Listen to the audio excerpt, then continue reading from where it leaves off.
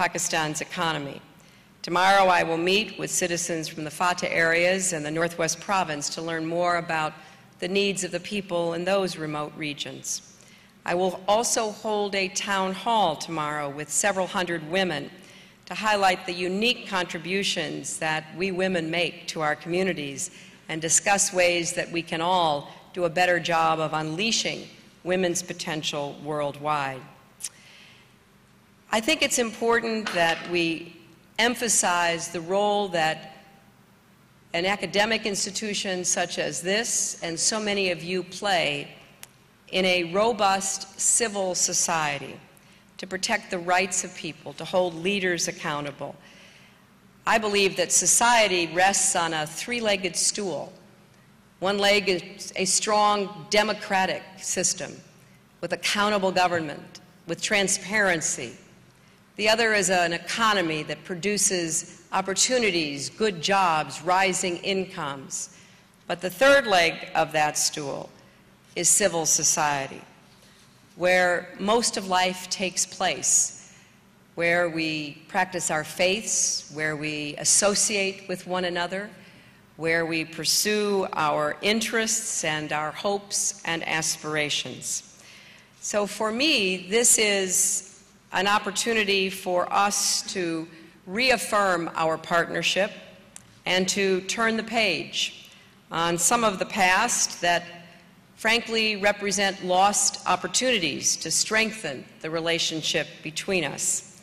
We could have done more to convey solidarity with the activists.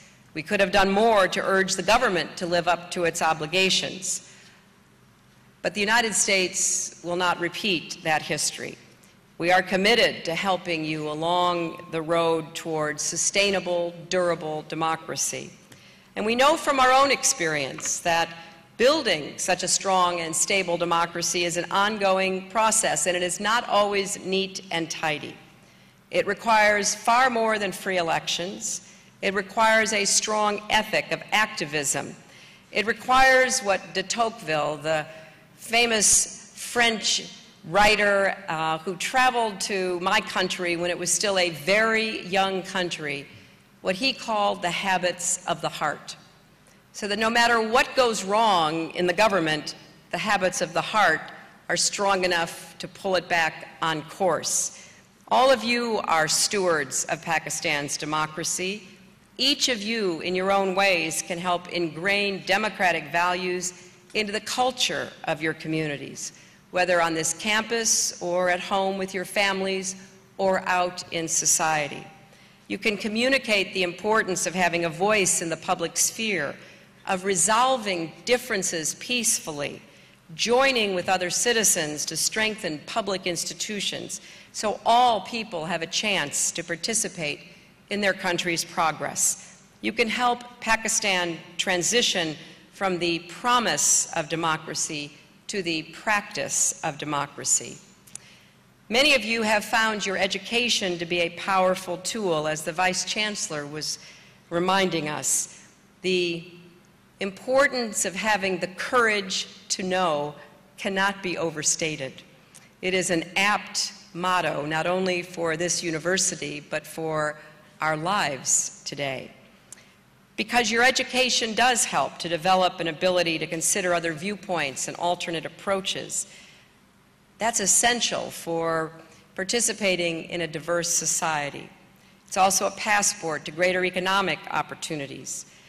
But broadening access to higher education is one of the unfinished tasks here in Pakistan. For too many young people, a university education is but a distant dream. So I am proud to announce that the United States will give $45 million to Pakistan's Higher Education Commission to expand both university and technical education for students in economically vulnerable areas such as southern Punjab or the Northwest Frontier Province, as well as students displaced from their homes and communities by recent violence. There is truly no limit to what this, your generation, can do to bring people together in civic engagement, especially with the new technologies that offer the possibility of communicating and collaborating like never before. I read a story in the New York Times earlier this year about a group of students here in Lahore who were tired of the accumulation of trash in their neighborhood. So they did what any social activists do today. They went on Facebook and invited their friends to come out and collect trash on that Sunday.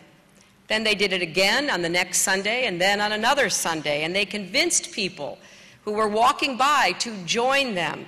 They asked shopkeepers to pitch in. They named their group Responsible Citizens, and today their Facebook community has more than 1,600 members. Some might say, well, what does picking up trash have to do with democracy? It empowers individuals to take action that needs to be done. No one else is doing it, and it is not left to someone else to do. It imbues the entire community with a sense of empowerment and opportunity. And I commend these students and hope that their numbers grow by leaps and bounds. Because today it has never been easier for the young people of Pakistan to unite in common cause across class barriers and geographic divides, to make your nation a better place and to inculcate those habits of the heart. And to help you pool your talents, ideas, and energy, telecommunications companies from Pakistan and the United States have joined together to launch a new technology service called Hamare Awaz, or Our Voice. This is a service you can use on your cell phone to distribute news stories, to invite people to an event, to share your thoughts and opinions, to report problems that you see, to call for action to solve those problems. The United States is proud to support this kind of innovation by covering the costs of the first 24 million messages. And to find out how to use this new service, text the word HELP, H-E-L-P, or MADAD, M-A-D-A-D, to the number 7111. That's HELP, H-E-L-P, or MADAD, M-A-D-A-D, to the number 7111. Now, innovations like these remind us that even in the midst of unprecedented global challenges, we have unprecedented opportunities to meet those challenges if we work together. So it's critical that we build and strengthen connections. We are all interconnected and interdependent, whether we like it or not. And we are confronted by people who seek to divide communities, dismantle democracies, provoke fear, and stifle progress. They represent defeat, isolation, and instability. So therefore, we have to respond with an even stronger commitment to build a brighter future together for the people of Pakistan, the United States, and the world. This is a pivotal moment, but I am confident that we can and will succeed by building upon the talents and strengths of our people.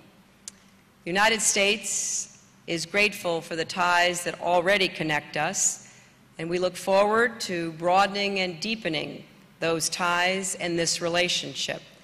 And we are proud to stand with you to work together to meet the challenges of this extraordinary time. Thank you all very much.